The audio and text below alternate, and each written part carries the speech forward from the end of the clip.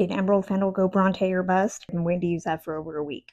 I'm here to tell you all about the new take on Wuthering Heights. And remember, my honest review is actually honest because I'm not an influencer, just an overworked, underpaid film critic who wants to help you spend your money at the movies wisely. You can head over to the Film Haven at thefilmhaven.com to read my full review for Wuthering Heights right now.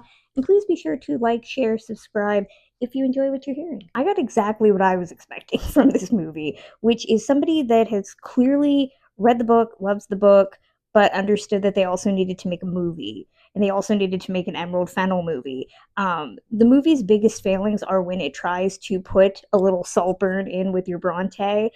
If you're as transgressive as it likes to think it is, it's not nearly as erotically charged as it likes to think it is. There is no equivalent of the drain scene in this movie, no matter what Emerald Fennell wants to say about Margot Robbie on a rock. There's a real segmented quality to the script. Nothing feels like it's one long, overarching story. It feels like a series of beats that we're trying to hit.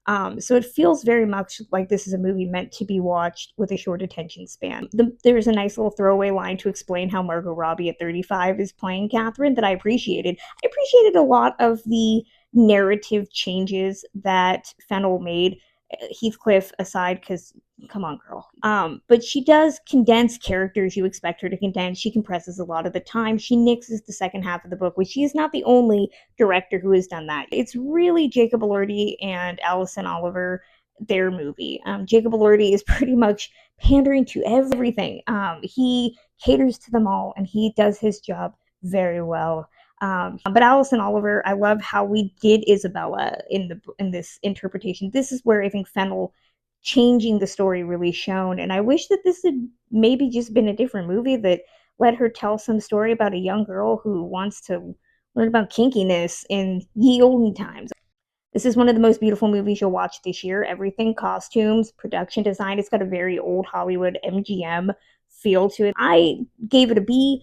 I liked it far more than I expected. If you've seen any of my previous videos, I expected to be in hell. I enjoyed this a lot more than I anticipated. This is, I can firmly see a Wuthering Heights for the Gen Z, Gen Alpha crowd. I can see a litany of young people going out to read Wuthering Heights, the book, and maybe being a little disappointed that there's not nearly that much smut in it.